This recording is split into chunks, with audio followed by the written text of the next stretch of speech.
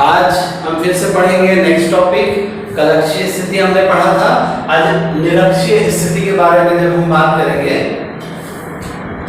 निरक्षीय स्थिति की परिभाषा वह बिंदु जिस पर हमें विद्युत क्षेत्र की तीव्रता ज्ञात करनी होती है वह द्विध्रुव के लंबवत होता है या लंबाधक होता है, उसे ही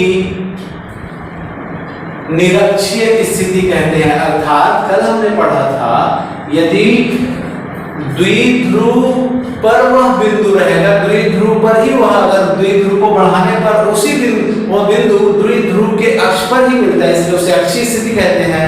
ये अक्ष के लंबवत प्राप्त हो रहा है, इसे निरक्षीय स्थिति कहते हैं, परपेंडिकुलर फॉर्म में रहता है। तो हमने कह दिया ए और बी चित्र वर्णन में साथ में बोलते बोलते करूंगा, आप ध्यान से सुनेंगे। चित्र वर्णन साथ में पॉइंट वाइज करें, ज्यादा बेहतर रहेगा, लिखने का तरीका सीखेंगे। जब ए और माना कि ए और बी एक द्विध्रुव आघूर्ण है जिस पर ए पर धन q आवेश और बी पर ऋण q आवेश है एवं इन दोनों के बीच की दूरी 12 है और AB का सेकंड पॉइंट, AB का मध्य बिंदु O है तथा ये LL हो जाएगा, समद्विभाजित करता है तो, और O से ये और ये अक्ष द्विध्रुव के लंबवत एक बिंदु P है जिस पर विद्युत क्षेत्र की तीव्रता हमें ज्ञात करनी है। अब O से A को P से A को तथा P से B को मिलाया,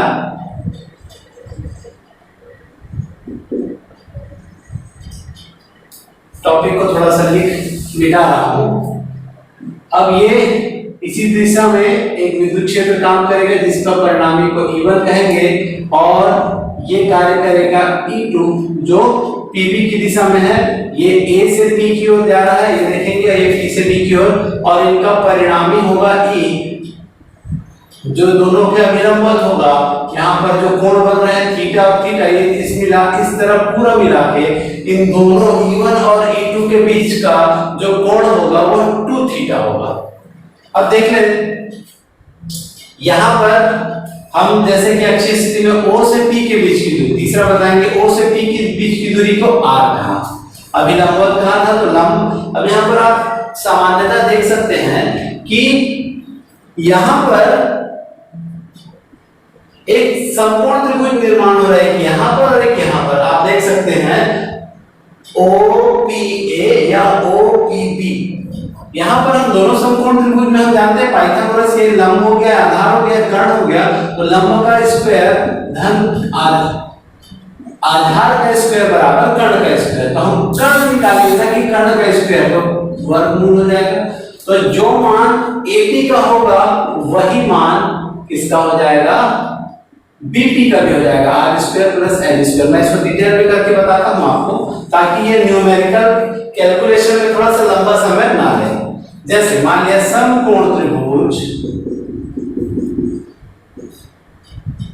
व्यंजक की तरफ से चल रहे हैं ना, समकोण त्रिभुज OPA में यहां पर एक फोटो निकाल लेते हैं। OPA आप देख पा रहे हैं ये L है और ये R है, पाइथागोरस लगाएंगे तो हो जाएगा AP का स्क्वायर बराबर OA का स्क्वायर धन OP का स्क्वायर हो जाएगा L square plus R square. तो AP का स्क्वायर तो AP बराबर root over L square plus R square या R square plus L square, जिसको मैंने पहले से बताया। इन बातों को हमको याद रखना, ठीक है। अब हम व्यंजक के इस पोर्शन को मैं ना लिखता हूं क्योंकि न्यूमेरिकल व्यंजक थोड़ा सा बड़ा है, इसलिए हमने क्या करना है, इसको मैंने आपको समझा दिया है, इसको डायग्राम में मैंने सेट कर दिया है जिससे हमको बाद में परेशानी नहीं होगी। तो आपको इसको याद रखना है। तो हम जानते हैं विद्युत क्षेत्र की तीव्रता, क्षेत्र की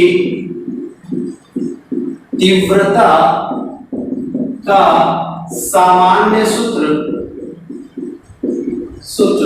E is equal to 1/4 pi FSNL naught into 1/k Q upon R square है। फिर से हम बात करेंगे पहला अगर की भांति बिंदु A पर धन Q आवेश के कारण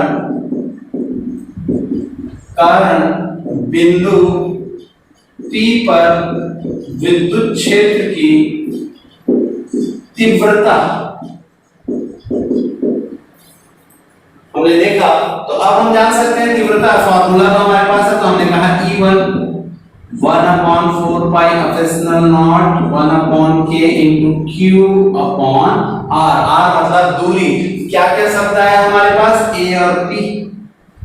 तो AP के बीच की दूरी लिखेंगे तो AP का स्क्वायर लिखूंगा, जिसकी दिशा क्या है? AP की दिशा। ये क्लियर बताता है कि ये आवेश है A से P की ओर गमित हो रहा है।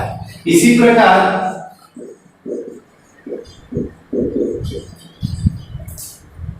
अब हम AP का मान हम देख सकते हैं, क्योंकि हमने AP का स्क्वायर का मान निकाला था, याद होगा आपको, R square plus L square, तो हम इसको मान रख देते हैं E1 is equal to 1/4 pi epsilon naught 1/k Q upon R plus R square plus L square. इसी प्रकार A के बदले में आप क्या लिखेंगे? बिंदु B पर ऋण Q आवेश के कारण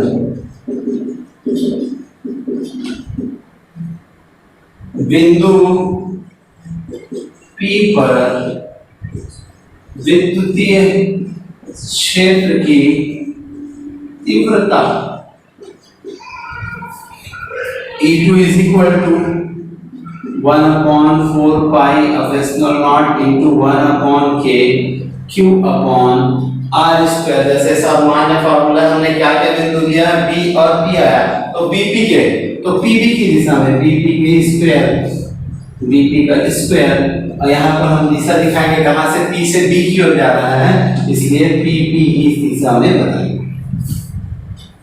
चूंकि हम जानते हैं तीसरा पॉइंट, अब BP का मान भी वही होगा जो AP का नाम मान था, हमने फिर से लिखा E2 इज इक्वल टू क्या? 1/4 pi epsilon naught 1/k Q upon R square plus L square। Third point में फिर से बात करेंगे, चूंकि E1 और E2 दोनों के परिणामी समान होते हैं, इसलिए चूंकि E1 एवं E2 का परिणामी E है, तो हम क्या बताएंगे? E is equal to E1 plus E2 के बारे में बता देंगे।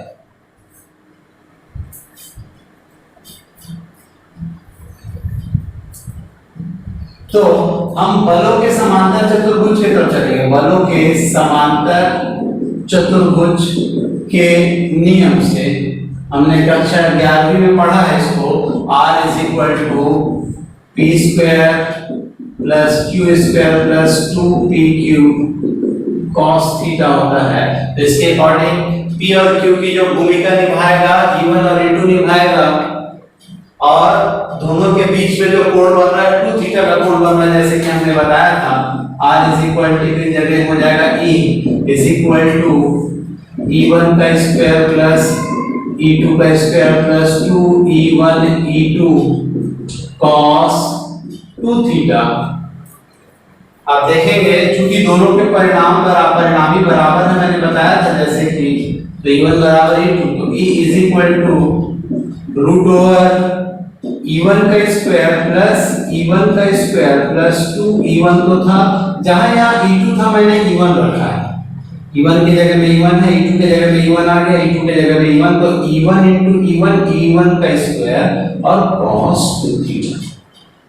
E आप देख पा रहे हैं E1 जुड़ गया, 2E1 का स्क्वायर प्लस 2E1 का स्क्वायर cos 2 थीटा, दोनों में 2E1 कॉमन है स्क्वायर के साथ, 2E1 का स्क्वायर और बचा 1 प्लस cos 2 थीटा। गणित वाले बच्चे हैं तो जानते होंगे कि 1 plus cos 2 theta is equal to 2 cos square theta. Pair बन जा रहा है। यहाँ पर देखें दो का जोड़ी बन रहा है, तो एक दो बाहर आया, e1 का स्क्वायर है, दो को ही है तो हमने जोड़ी बनाया, तो एक तो e बाहर आ गया, तो e1 और cos थीटा ये हो गया। आप देख लीजिए, अच्छे से समझ लीजिए। मैं कुछ भागों को मिटाऊंगा इसलिए क्योंकि मेरे पास बोर्ड मेरा छोटा है, जगह के अभाव के कारण मुझे इसे मिटाना पड़ेगा, इसलिए आप अच्छे से देख लीजिए छोटे से कैलकुलेशन को, उसके बाद मैं आगे की प्रोसेस करता हूँ। या आप स्क्रीनशॉट भी ले सकते हैं इसका, ताकि आपको परेशानी ना हो। आप स्क्रीनशॉट लेके पुश करके स्क्रीनशॉट लेके रखें, उसके बाद नेक्स्ट जो हमारा प्रोसेस है उसको हम कंटिन्यू करेंगे। फिर भी मैं चाहता हूँ कि आप अगर एक बार शुरू से देख लें।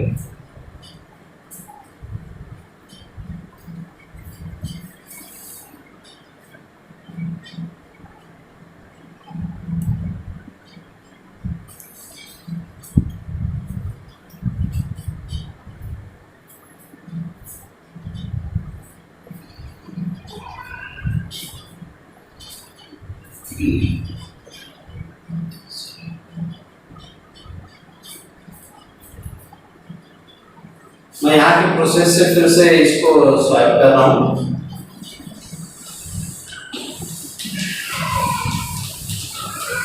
इसके बाद से हम देखेंगे, हम चौथे पॉइंट पर आएंगे और बात करेंगे समकोण त्रिभुज। कोई सा भी एक समकोण त्रिभुज उठाएंगे क्योंकि हमको cos थीटा का वैल्यू फाइंड आउट करना है। समकोण त्रिभुज OPA में चाहे तो हम फोटो छोटा सा बना सकते हैं। OPA सबकी वैल्यू को पुट कर देते हैं, r square plus l square, यहाँ पर है r, यहाँ है l।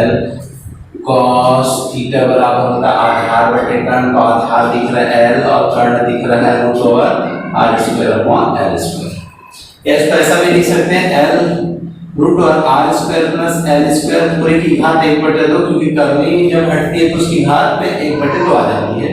अब इस मान को समीकरण नंबर 3 में cos थीटा का मान रखने पर करते हैं तो क्या पाया, E इज इक्वल टू एवं रखने पर cos थीटा, इसको अब थोड़ा सुधार लेते हैं, एवं E1 का मान रखने पर, हमारे पास E1 का मान हो गया तो आप लोग तो पहले मान रखते हैं E इज इक्वल टू 2 तो था वहां पे, E1 का मान था 1/4 pi fractional naught into 1/k into q upon r square plus l square. ये किसका मान हुआ, केवल E का, cos थीटा का मान रखेंगे। cos थीटा का मान रखा तो क्या हो गया, l upon r square plus l square पूरे की घात 1/2। अब आप देख पा रहे हैं friends, 1/4 pi fractional naught into 2l cube upon into 1/k मैंने लिखा, इनटू क्या हुआ देखो, दोनों के आधार समान है, r square plus l square, r square plus l square. इसकी घात कुछ नहीं है तो 1 है, इसकी घात है हाफ, तो दोनों के जुड़ जाएंगे घात, 2 1 कम 2, 2 और 1 3/2 हो जाएगी घात, तो टोटल घात हो जाएगी r square plus l square पूरे की घात 3/2। अब ये थोड़ा सा और मिटाना पड़ेगा मुझे।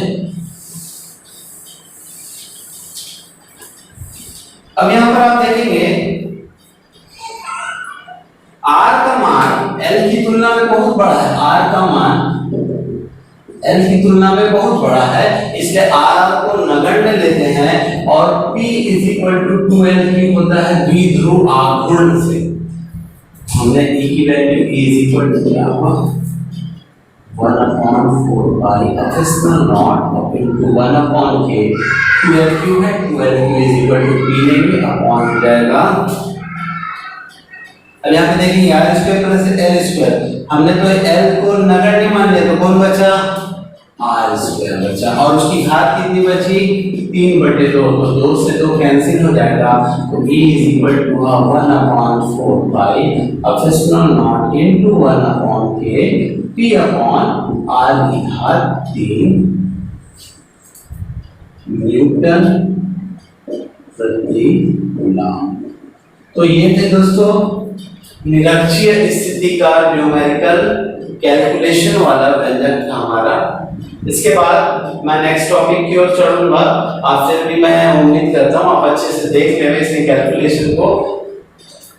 चूंकि यह व्यंजक बड़ा है, जैसे ही मैंने मिटाने का देखा है तो आप क्या कर सकते हैं, थोड़ा थोड़ा इसके स्क्रीनशॉट्स ले लेंगे ताकि आपके पास वो डेटास रहेंगे तो कंटिन्यू रहेगी, उससे आपको ये डेटास रहेंगे तो जिसके कारण आपको समझ में आएगा। ठीक है, तो आप थोड़ा सा देख लें इसको।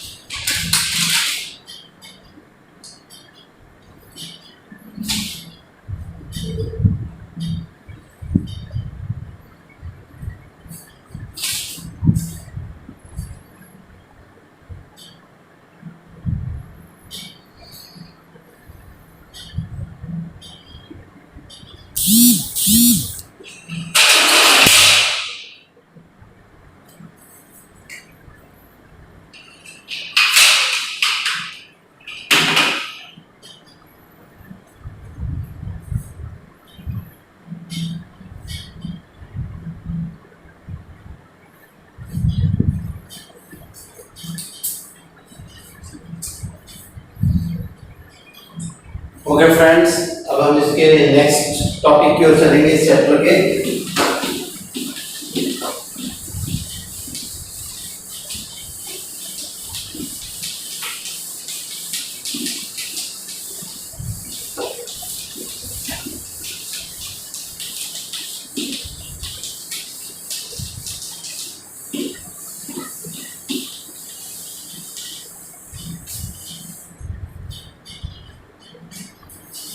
विद्युत क्षेत्र में विद्युत द्विध्रुव को घुमाने में किया गया कार्य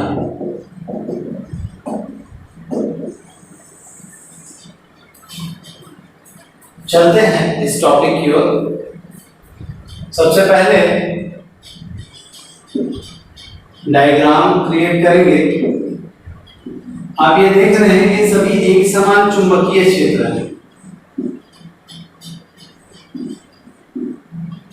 E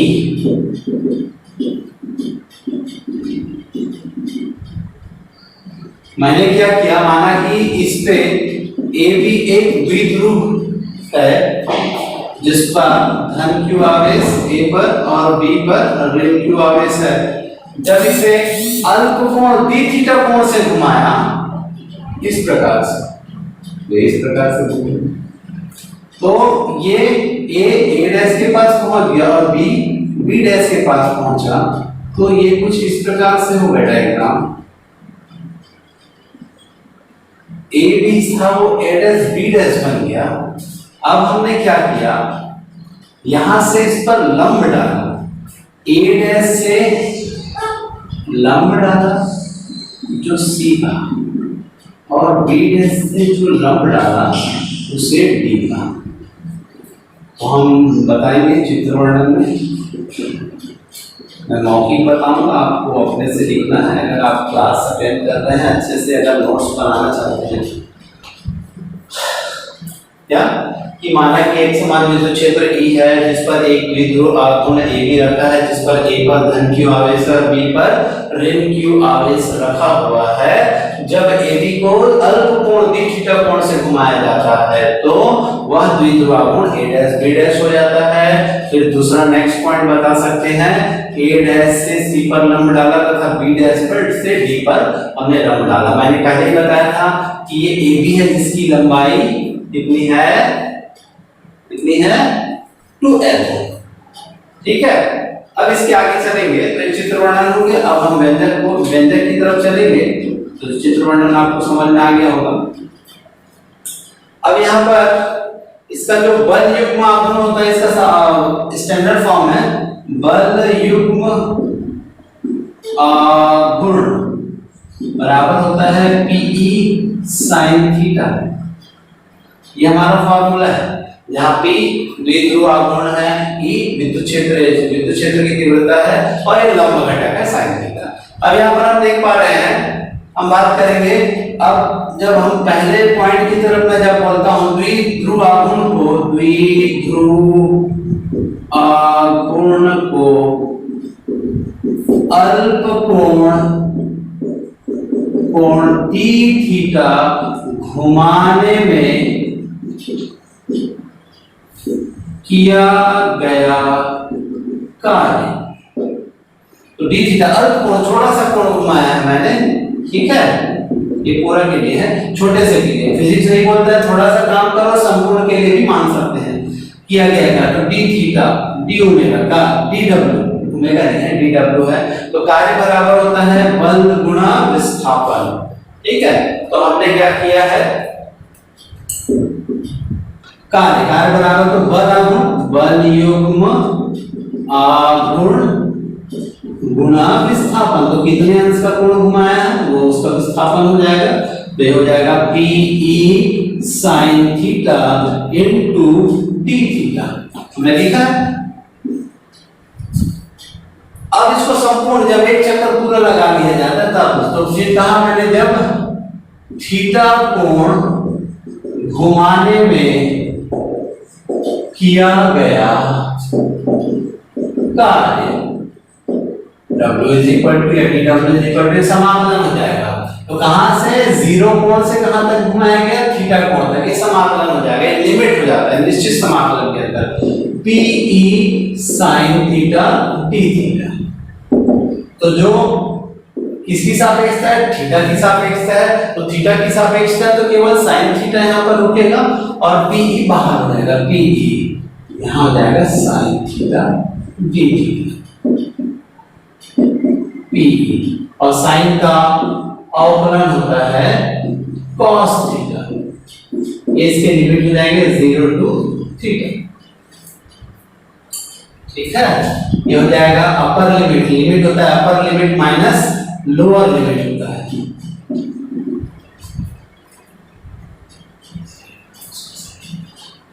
माइनस cos थीटा होता है इसका, तो माइनस हमने बाहर निकाल दिया समाकलन के चिन्ह का। अब इसमें लिमिट रखेंगे, थीटा की जगह में थीटा रखेंगे तो cos थीटा, फिर माइनस cos थीटा की जगह में 0 रखेंगे, cos 0 upper limit minus lower limit होता है। cos थीटा तो cos थीटा है, cos थीटा का cos 0 का मान होता है 1। अब माइनस चिन्ह को हम अंदर में गुना कर देंगे, हो जाएगा माइनस cos थीटा और माइनस माइनस प्लस 1 होगा, तो ये हो जाएगा W इज इक्वल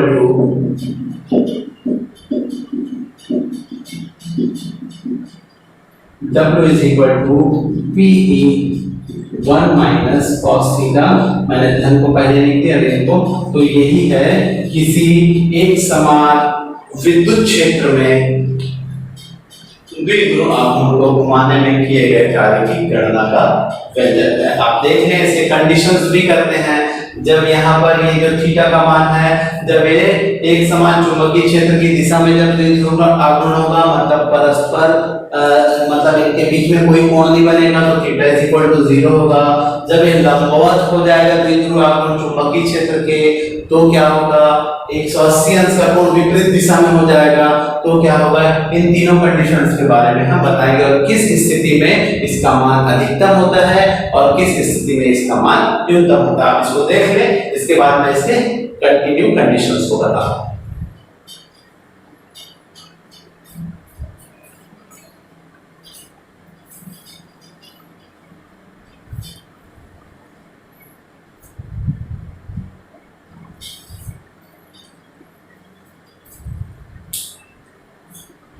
उम्मीद करता हूं हो गया होगा। मैं कंडीशंस की तरफ चलता हूं।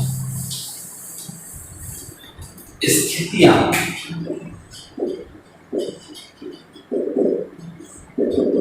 पहला वही जब मैं बताया थीटा इज इक्वल टू 0 मतलब ये चुंबकीय क्षेत्र की उसी दिशा में चल रही है, अर्थात दोनों के बीच कोई कोण नहीं बन रहा। तो इसमें जब हम मान रखेंगे तो क्या पाएंगे, PE 1 माइनस cos 0, तो W is equal to PE 1 minus cos 0 का मान 1 होता है, तो W इज इक्वल टू हो गया PE into 0 is equal to 0। अर्थात जब दोनों एक ही दिशा में होते हैं तो इसके द्वारा किया गया कार्य शून्य होता है। सेकंड कंडीशन की तरफ चलेंगे, जब थीटा इज इक्वल टू 90 अर्थात जो द्विध्रुव आघूर्ण है चुंबकीय क्षेत्र के लंबवत स्थित हो, तो इस स्थिति में W is equal to PE 1 minus cos 90, और cos 90 का मान होता है 0, तो 1 माइनस 0 तो इधर होगा PE। थर्ड कंडीशन, जब इसके विपरीत दिशा में हो, अर्थात थर्ड कंडीशन यह द्विध्रुव आघूर्ण कितने अंश से विक्षेपित है, 180 अंश, अर्थात वह विपरीत दिशा में चले जाती है। तो इस कंडीशन में W is equal to PE 1 minus cos 180 degree, W is equal to PE 1 minus cos 180 का मान होता है -1, तो माइनस माइनस प्लस 1 हो जाएगा, तो 2PE। इस स्थिति में अर्थात जब विपरीत दिशा में चले जाती है तो इस स्थिति में इसका मान सबसे अधिक होता है, या किया गया कार्य का मान सबसे अधिक होता है। तो आप देख सकते हैं इन सब टॉपिक्स को, इससे कंडीशंस को।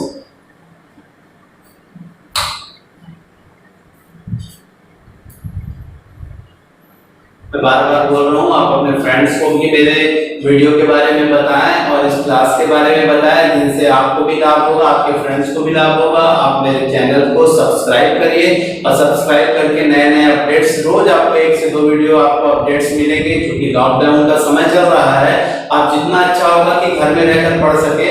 और सबसे अच्छी बात यह है कि मैं पूरे चैप्टर के एक-एक टॉपिक को आपको पूरा डिस्क्राइब करके बता रहा हूँ। इसमें कोई मोस्टली ऐसा नहीं है कि मैं छोड़-छोड़ के बता रहा हूँ। इससे सबसे बेनिफिट आपके लिए यह है कि आपके लिए एक-एक टॉपिक मैंने निकाल के पढ़ा के वीडियो को अपलोड करने का काम किया है, तो ये आपके लिए भी लाभ है। तो आप मेरे चैनल को सब्सक्राइब करिए, अपने फ्रेंड्स को भी शेयर कीजिए और उनको बताइए कि ये पूरी क्लासेस है जो टोटली फ्री है और जो आप अच्छे से इसका लाभ ले सकते हैं। तो आपका मेरा वीडियो कैसे गया कमेंट बॉक्स में मुझे कमेंट भी कीजिए और अपने कुछ सुझाव भी दीजिए।